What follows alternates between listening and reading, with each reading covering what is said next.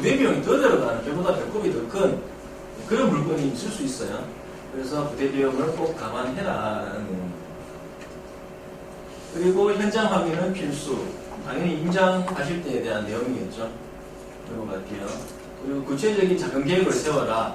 아까 전에 보셨지만 대금 납부가 자 매락가가 결정 떨어지면은 대금 납부까지 1개월 정도 소요가 되거든요. 1개월 안에 돈 다 내라는 내용이거든요. 만약에 늦어져 버렸어요. 납부를 못했네? 그럼 어떻게 될까요? 보증금 몰수되겠죠. 그런 피해를 줄이기 위해서라도 자기의 자금 계획을 잘 세워야 됩니다. 사실 경매 목적물 같은 경우에는 자 법원 가면은 사람들 막 서가 있어요. 이렇게 명함 이렇게 대출회사 명함 들고 서 있습니다. 그래서 입찰하고 나오는 사람들한테 다 나눠줘요. 그 사람들 보통 대출회사 직원들인데 특히나 경매 물건 같은 경우에는 경락 대금의 한 90%까지 대출해주는 걸 봤거든요. 그래서 정말 소액으로도 경매 투자를 할 수 있다 하는 내용이죠 사실. 그래서 자금 계획하지만 좀 아무래도 이율은 비싸겠죠. 일반 우리 시중은행보다는 무조건 비쌉니다. 구체적인 자금 계획을 잘 세워라는 내용입니다. 그리고 7번에 이제 입찰장에서 사소한 실수를 주의해라. 뭐 주의할 거는 하나밖에 없어요. 저번에 말씀드렸지만 줄 끊고 입찰금이 정돼 줄 끄면 된다고 그랬어요. 안 된다고 그랬어요. 안 됩니다. 줄 끊고 도장 찍으면 된다고 그랬어요. 안 된다고 그랬어요. 안 됩니다. 자 예를 들어서 근데 이런 경우 있어요. 예전에 제가 배웠던 교수님한테 이런 사례를 봤는데 1억짜리 물건을 1억을 줘야 되는데 그날 뭐 술 한잔 하셨는지 0을 하나 더 넣어버렸네. 10억에 입찰을 하는 거예요. 이거 차고에 의한 취소 좀 시켜주세요. 될까요? 안 될까요? 안 됩니다. 안 됩니다. 보증금 바로 몰수됩니다. 아니면 그 10억의 가차를 받든지 이런 경우가 있어서 사소한 실수를 주의해라는 내용이죠. 그리고 세입자 대입 변제를 조심해라. 요거는 나중에 제가 대항력 설명하면서 마지막으로 설명을 드릴게요. 이것도 되게 중요하거든요. 자, 그리고 9번에 입찰장 분위기에 휩쓸리지 마라. 입찰가 자기 이렇게 마음속에 1억짜리 물건에 내가 1억 1,000이라고 이렇게 마음속에 이렇게 담고 갔어요. 낙찰 받기 위해서. 근데 그날 가보니까 술렁술렁 하는 거예요. 사람도 많고 쉽게 말하면. 근데 이 물건 너무 괜찮아 보여. 그 분위기에 휩쓸려가지고 높은 가격 적어낼 수 있겠죠. 알고 보니까 입찰 참가자 2명밖에 없고 뭐 이런 경우 있어요. 왜냐하면 그런 경우 있잖아요. 그 학원에서나 학교에서도 경매 이렇게 스터디 하는 데서도 법원 실습 나오는 거예요. 그래서 사람들 와가지고 전부 다 경매 입찰때 우리 다 봤거든요. 왜냐하면 입찰 때 보는 것도 그렇게 공부라고 앞에 나가서 입찰 때도 다 받아가고 앉아가고 막 적는 연습합니다. 근데 정작 입찰자는 그런 사람이 다 경쟁 입찰자들인 줄 알고 정말 높은 금액에 적어내는 경우가 있어요. 그렇기 때문에 마음속으로 입찰 가격이 딱 산정이 되면 그냥 그대로 밀고 가시는 게 맞습니다. 자, 마지막으로 변경이나 연기가 잦으면 요주의 물건이라는데요. 보시면 이런 게 많으면 채무자가 돈 갚으려고 노력을 한다는 내용이에요. 쉽게 말하면. 그렇기 때문에 사실 이런 변경이 연기가 잦은 물건을 근데 참 분석 안 하시는 게 낫습니다. 이러다가 경매가 취하되고 취소되고 막 이러거든요. 실컷 분석했더니 취하되고 취소되면은 시간 아깝잖아요. 우리 시간이 돈인데. 그죠? 자, 제가 준비한 내용 슬라이드 여기까지인데 마지막으로 대항력 설명하면서 세입자 대입 변제 마지막으로 설명드리기 되게 중요한 내용이기 때문에 아까 전에도 여기서 쓰면 보이시겠죠?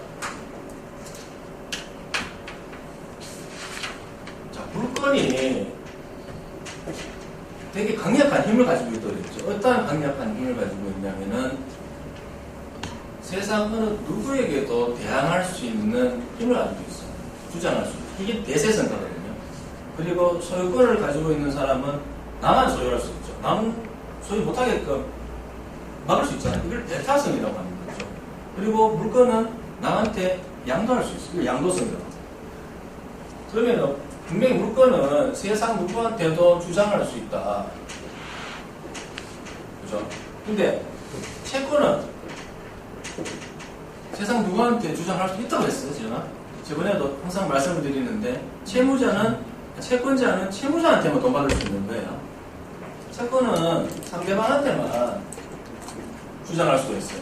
근데 민법에서 보면은 전세권과 임차권 있잖아요.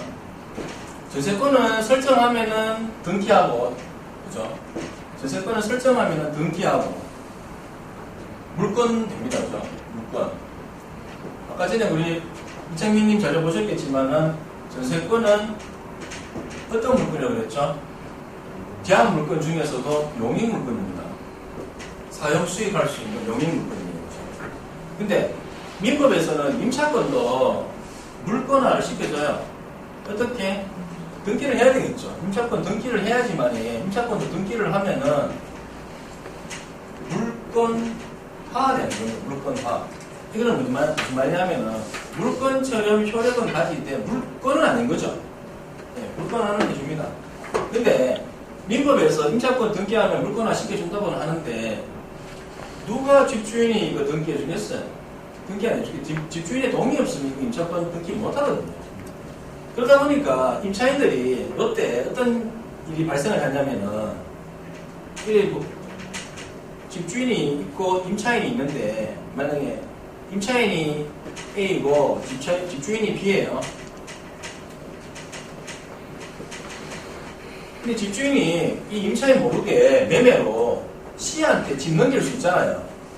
그러면 임차인은 등기 안 했으면 나와야 되잖아요. 그죠? 주장할 수 없잖아요. 왜냐면 임차권은 채권이라고 그랬고 채권의 상대방은 채무자라고 그랬으니까 이 사람은 주장할 수 없잖아요. 이 사람은 그러면 그냥 이 집주인한테만 돈 받을 수 있고 이 C한테는 지금 이거 매매에서 소유권 취득한 C한테는 이거 얘기 못 하거든요. 이런 피해가 워낙 많다 보니까 1981년도에 주임법, 주택임대차 보호법이라는 것을 제정을 하면서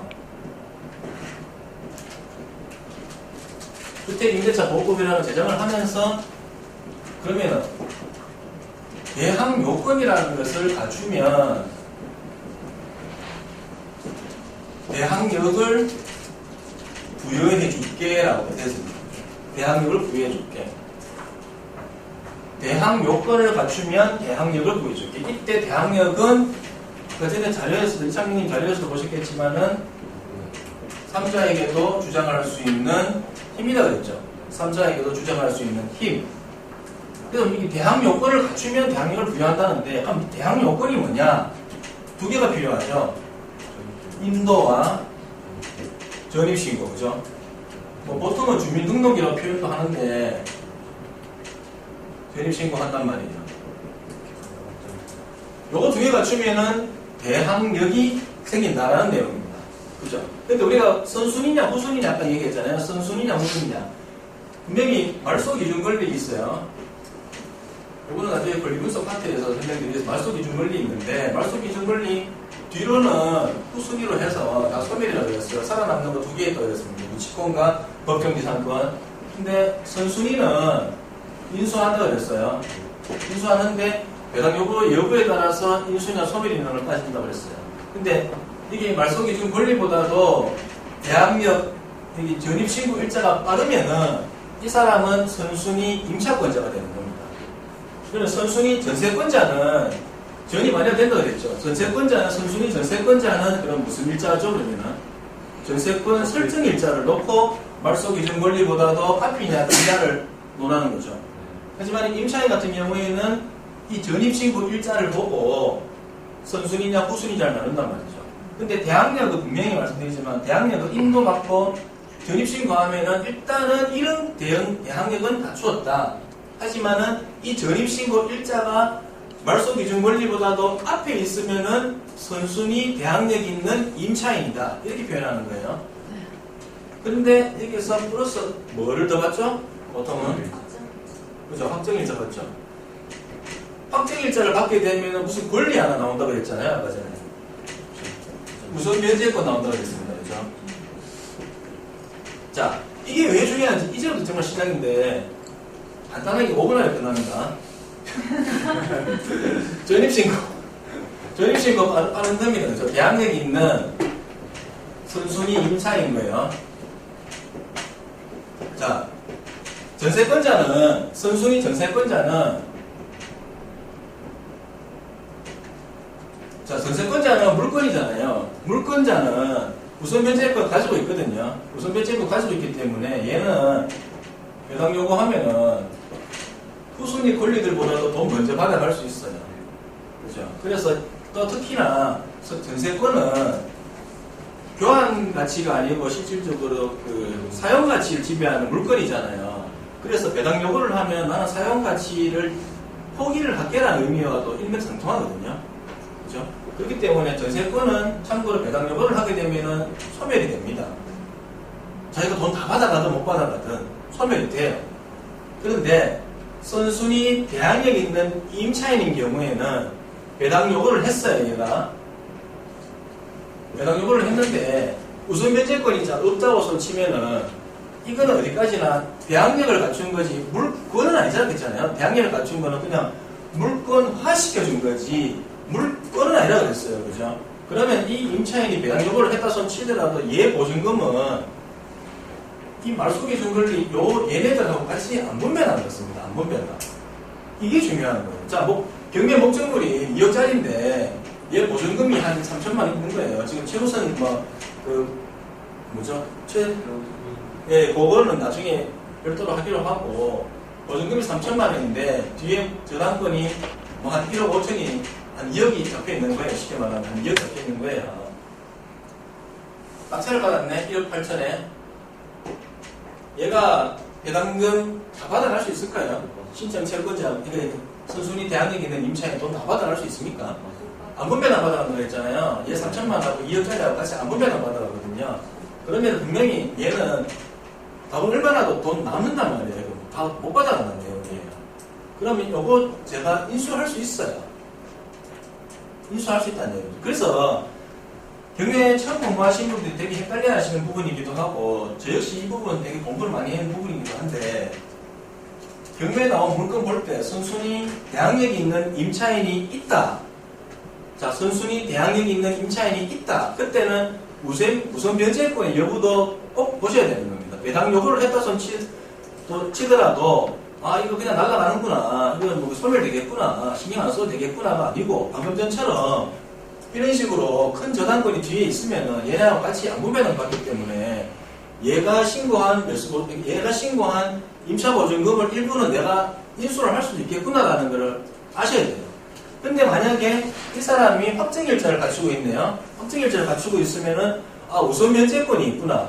우선 면제권이 있으니까 얘보다는 돈 먼저 받아가니까 돈 다 받아가겠구나라고 그냥 안심하셔도 되고 이 내용을 정말 중요한 설명을 제가 드리려고 지금 얘기를 하는 거거든요. 자, 그러면 아까 전에 세입자 대위변제가 뭐냐? 세입자가 대항력이 없어요. 지금 예를 들어서 말소기준 권리 뒤에 이렇게 세입자가 있어요. 말소기준 권리고 뭐 이게 가압류가 있고 저당권이 있고 또 이렇게 있다 손 칩시다. 예를 들어서 근데 경매 낙찰자 입장에서 입찰자 입장에서 분명히 말소기준 권리 뒤로는 다 소멸이라고 했잖아요. 소멸이라고 했는데 보니까 임차보증금이 있는 이 세입자도 뒤에 후순위니까 아, 내가 신경 안 써도 되겠네라고 생각할 수 있잖아요. 자, 대위변제는 뭐냐 하면 변제를 남이 해주는 거예요. 대신 변제해준다. 자, 그러면 이 세입자가 이런 경우가 있을 수 있어요.